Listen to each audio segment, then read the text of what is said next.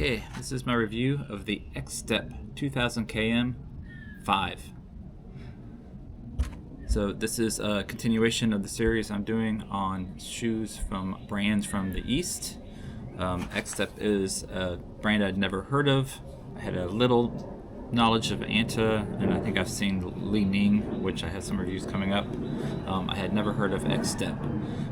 So once I found my way to AliExpress to look at some shopping, these popped up, and they had some in my size 12, which is not easy to do in Chinese shoes apparently. Did a little research on the brand and decided to give the shoe a chance, especially because I got this for under $70. That includes shipping and tax. I think it was $67 and some change. So for that price, I was like, I gotta at least see what it's about, right? So some things about the brand. They established China's first running research lab in 2018. The brand's aided hundreds of athletes in winning major championships. Some of their key products, they have the 160 series, the 260 series, 360 series, and the 2000 km. A lot of the other series have plates in them. This one has a torsion plate, but I'll get into that in a bit. They are recognized as a global leader in sales volume for running shoes in 2024. They have maintained top wear rates among sub 3 hour marathoners. I'm assuming that's all from China metrics. Market positions beyond the core brand, they operate multi-brand portfolios, including Saucony and Merrell, I think, distribution in China. They target mass runners and professional segments.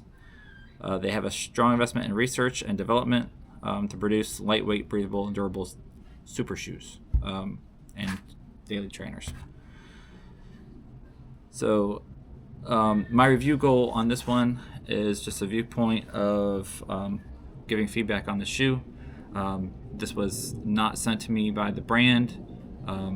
As in my Anta videos, I proposed a scenario to we've used to take a look at some Chinese brands. They provided some funding. I have funded several of these on my own as well, but no brand sponsorships. If that means anything to you on the review or not, I know some people put a lot of stock into that. I just give a review and my feedback on how the shoe performed for me when running. It doesn't really matter how the shoe came to me. I just give my feedback. That being said, I will get into the details that I could find about the shoe, my usage, and then about the shoe. So next up, okay, I could not find sample size data for weight on this, but in my size 12s, they came in at the left at 10 ounces and the right at 10.1, so this meets my lightweight trainer category. I consider a lightweight trainer for me at around 10 ounces or below. Anything above that, it could still be lighter, but that's kind of my threshold. That's just a me thing. Heel stack, from what I could tell, it's 36 millimeter. Now that's plus or minus 2 millimeter because I don't have a way of measuring it at this point in time, and they don't, like a lot of other Chinese brands, they don't give a lot of the stacks online, the specifications for what we are used to in the West. But it feels like 36. I have some other shoes that I know are 36 millimeter, and it felt pretty even underneath the foot, so I feel pretty comfortable saying it's right around 36 millimeter. The drop is 6 millimeter. The upper is a 3D stereo woven mesh.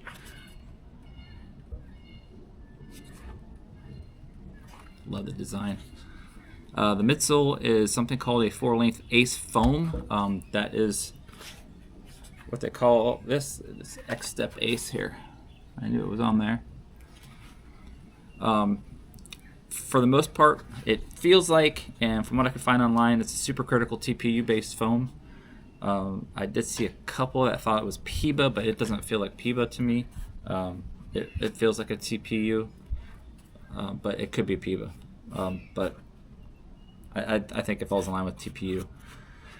It does have a plate, so you can see showing through the midsole. It's just a wing plate, so it only goes through, and it is to give some torsion on the back and forth. As you can see, overall, it's a pretty flexible shoe. So that plate is just to give it some flexibility side to side. MSRP, I've seen the shoe between 60-ish and $75 on AliExpress. I got the shoes for $67.23 USD. Found the price, but that includes taxes. That includes shipping. So under $70 out the door, I got this shoe. So a fantastic price point. Use cases: I've put 52 miles of running overall in the shoe, and at the time of my written review, which I will post down below on from Reviews, I had about 10 miles of walking. I've probably put another 5 to 6 miles of walking in this shoe. It's just a shoe I keep picking up to put on my foot to go out walking. On my runs, I did up tempo, steady pace, varying speeds, and long runs of 13.2 miles and 15 miles. I ran on concrete, tarmac, track, dirt in dry conditions, also on the treadmill because I went into a blizzard, so I couldn't go outside running. And then I ran on concrete in wet conditions as well. Walked on office floors, parking lots, streets, and pathways. So a lot of different conditions the shoe went through. So next up is, okay, onto the upper. So give a little shot of the throat, tongue. The laces are a nice strong lace. Not beefy, but strong. Really nice. For a $70 shoe, these are really nice strings. The tongue has a lace loop in the front. It is not gusseted, but I had no problems with the tongue. It didn't move anywhere. The lace loop, and just the shape of the shoe, nice lockdown, secured, never moved after that. It is a very light tongue, but it's probably a little bit more than minimal padded. It's got a little bit of padding to it, but it works great. It seems fairly breathable as well. The upper, which I love the design of this shoe. I don't know what it is about the X on there. It just looks cool to me. But anyway, the upper, so this material it's kind of plasticky. Yeah, I'd probably call it a slightly plasticky feel, but it's more closer to a woven type of plastic than like a craft shoe. If you've ever been one of those with the plasticky type, this is pretty breathable. You can see your socks through here if you have them on. It's got some nice protection TPU up here. It's a semi-rigid back here, and then you've got the back of that wing plate you can see coming up here. It's got your pull tab as well. I would say the upper is built for durability. Has good lockdown, fits true to size, but I would say that this is an upper that is honestly, it's meant to last, which is saying something for a $70 shoe. But it did great for me. The collar it's got a minimal padding around the collar. This is honestly, for a workhorse daily trainer, this is a great upper for what I like to use shoes for. I do like the Max shoes. I do like the cushy shoes at times, but honestly, for my workhorse, for the ones that I'm just going to go pull for, this is the type of upper that I really enjoy. Does have the extra lace loops. Has a toe bumper, which is nice if you're going off on light trails. I think that's everything on the upper. So next up, the outsole. Okay, an extra note on the upper. The toe room was also very good. Everything fit true to size in my size 12. It fit just like it was supposed to, and I did not have any rubbing or anything like that in my toe area. The heel lockdown was great. So great fit, no issues, no hot spots. I wanted to make sure I added that because we don't know the brands, so it's important that you know I had no issues on the upper.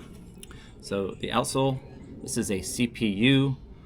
I was just looking at it and I've already forgot. It is a cast polyurethane, so that is something you don't see a whole lot of in the US, at least not yet. I think Mountain Coast, which is a Chinese brand, uses it on some of their shoes, but so far you don't see a whole lot of it on your daily trainers here in the US. It's nice and thick too. I don't know if you can see if it'll show up, but they have in some of the higher wear areas, they've managed to put even a little thicker splattering of it in the design, which is nice. So it gives you even longer lasting outsole. Let's see.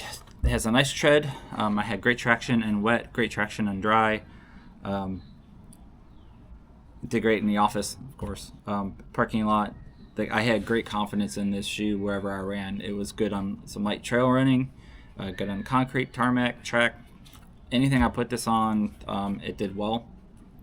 Because actually I didn't get to take this on the track, so I retract that part, but it's going to do good on the track. As far as durability goes, the naming convention on this is called 2000 km, and that is meant to represent what they think the shoe can last for. I don't think it's going to last quite that long, but it is going to be an above average performing durability shoe. Even on, I think the left shoe is the one I am just starting to see some wear after 52 miles of running and probably at least another 15 miles of walking in my high wear area, but I still have a long ways to go before I'm getting into any foam, and I don't see a whole lot of wear anywhere else. I actually still have some in some of these areas. I still have the little grid pattern, the little patterns that you get on there. It's still there on my shoes, so it is showing great wear. So another shoe, great kudos from a Chinese shoe on their outsoles. They are doing some things really good over there so far in my reviews. I wish we got some of these. I wish Ultra would start looking at something like this because I kill their outsoles. So good job Xtep on that. You do have a little bit of an opportunity to get some rock entrapment or pine cone entrapment or anything like that if you're going out on light trails. But it does cut down on weight, so it's just one of those give and takes. I would prefer to have the lighter shoe and pull a rock out every now and again if you have it. But it's a great setup, great outsole. So next up, the midsole. Okay, so the first thing with this midsole, which again I believe is a supercritical TPU, it could be some kind of a PIBA blend, but I think it's a TPU. But the first on foot feel is it's going to be a fairly firm feel. Now, I'm not going to say it's not a brick firm. It's a snappy firm, but it's definitely not soft. Now, to me, this broke in at around between 10 to 15 miles, and it became quite energetic. Now, that might be because I put a lot of force into my mechanics. I'm not the lightest of runners. So that might have something to do with it, because I have seen some other reviewers who are lighter runners not mention that this breaks in pretty good, but for me it really did. At mile 50, this shoe I love running in the shoe. Gets great bounce back. Walking in the shoe, I can just feel the energy underfoot. It's got nice decompression, compression mechanics going on with it underfoot. I don't know if it can show up on there, but it's got that just strong, spongy feel to it, which I really enjoy. The wing plate, which goes basically through there, it does give it a nice little stable feeling underfoot from side to side, but you still have some freedom here. So not as much as the Brooks Flex. That is a very flexible shoe, but it has pretty good flexibility, and I like that. I like not being over controlled by the shoe. I like feeling what's going on underneath the foot be mimicked by the shoe, even with a good amount of foam underneath there. I felt like it was part of it organically, the run. The shoe, me, everything was working together. I like that type of feel. I did not feel unstable, but I would not call it a stability shoe for sure. It does have a bit of a rocker to it, but it's not over rockered. It's probably more of a traditional type of geometry underneath foot, but it does the job. I enjoy it. In fact, this shoe reminds me a bit of one of my favorite trainers from a couple of years ago, which was the Brooks Hyperion Max OG, before they had the plates in it, before they went up 40 millimeters and above. That Brooks Hyperion Max OG was one of my favorite trainers. I was putting over right around, I think, 480 miles on one pair, and I think I have another 200 miles on another pair, which I still pop out every now and again. this reminds me of that shoe, which that shoe as well was firm in the beginning and then just broke in, and then I could take it anywhere. I could do any run I wanted to in that shoe. It was the same thing with this. So I've got 2 runs, 13 miles and 15 miles long runs in this. I can do speed work in this. It can do the easy pace. It's just one of those shoes that disappears underneath foot, which is what all the runners seem to like to say, and I get it, because it really does. It just blends in, but it has enough cushioning to do long runs. It's lightweight enough to do speed work. The foam is, I really like this foam. It's just great underfoot feel with the geometry. The CPU outsole doesn't take away from the experience underfoot, the sensations. It just brings it all together and keeps you feeling solid. The one major difference is I got this under 70, and that Hyperion Max was originally 180, I believe, somewhere around there. So again, the value proposition of this shoe and for what you're getting back, it's amazing. I am a big fan of the underfoot feel of this. And as I noted, I like walking in it. So I took this on a trip to Wisconsin for business. Ended up being my airport shoe. Me and a colleague went into Milwaukee because I've never been there before. We walked up and down Lake Michigan and into the city of Milwaukee. I wore this for all that walking. It did great. There's just something about the shoe and the foam underneath that I like walking in it. And it's a great running shoe. So great travel shoe if you're looking for one. And I mean, that's a cool design. It may not be the best for office work, but you know, I get away with some stuff on that front. So next up, I'm going to talk about some pricing reflection and final thoughts. Okay, so again, back to some pricing thoughts. So in my opinion, if this were going to be on the US market right now, it'd probably be $150 plus or minus $10, depending on the brand. I know there's some companies coming out like Swift Running, Skechers with their Skechers Aero Razor, around 140. If this had an on symbol on it, it'd probably be 160. Brooks, who knows? But that, needless to say, you can get this on AliExpress for 50 to 60% less than what you would pay on the Western market right now. And that, to me, who likes to run in different shoes, who wears out a lot of shoes fairly quickly that are available in the Western market, this offers a great value proposition. It's not a shoe for everybody. If you're looking for a stability shoe, this isn't it. If you're looking for a very soft underfoot feel, this isn't it. But if you're looking for a more responsive, snappier feel underneath foot, one that pushes you right back, if whatever force you put into it, it gets it right back to you, if not quicker. Just a responsive, energetic underfoot, flexible, nimble. Those are all things I like in my shoes, and lighter weight. This is a shoe I would have zero issues recommending to anybody who likes that type of shoe. It's going to be durable. It's going to take care of you. I think it's a cool looking shoe, and my worldview on spending $160 to $200 on running shoes in the Western market is starting to warp after my experiences with these shoes, because I've yet to have a bad shoe. The Anta PG7 is probably the most bland shoe out of the ones I've run into so far, but it's a $90 shoe. So on the US market, you'd have to spend at least $120 to get a comparable shoe, probably $140.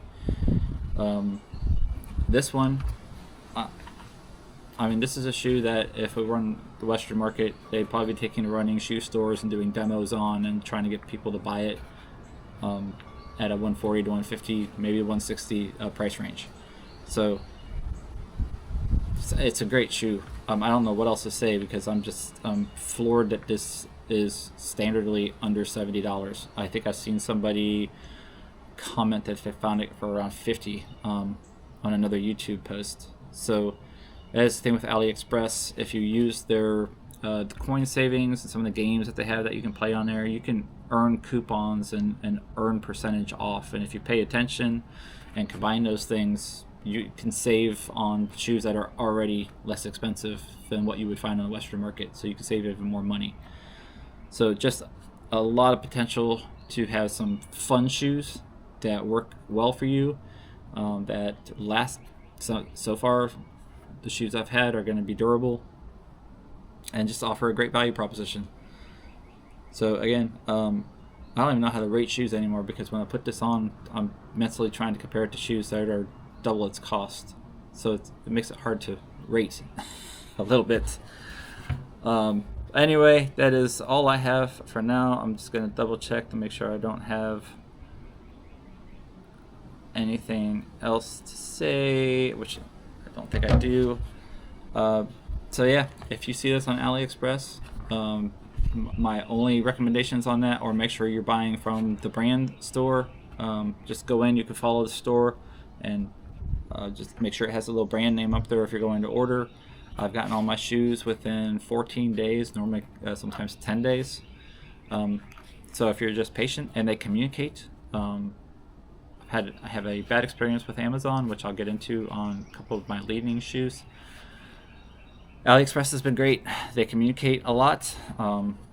They have some good brands. Again, the only thing I wish is that some of these brands had more offerings in size 12.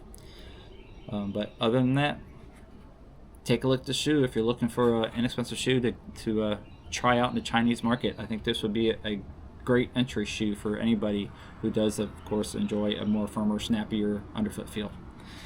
So that's all I got on this shoe. I hope you're having a great day. Go out there and get the miles. Enjoy.